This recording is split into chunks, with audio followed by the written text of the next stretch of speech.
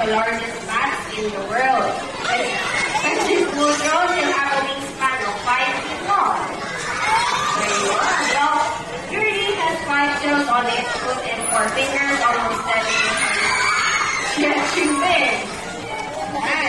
And their tongue sticks out so they can move along the branches. So everybody's wondering, why do bats hang upside down? There are a couple of reasons, but first, I want you all to try this. Close your hands really tight. I'll see how much energy it takes to do that, right? Now, I want you to relax. Happens. Your hand opens, right?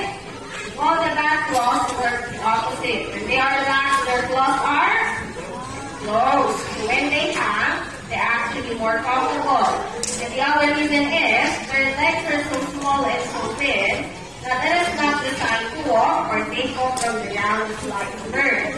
What they need to do is, they need to climb up to a higher place. Once they're ready, they will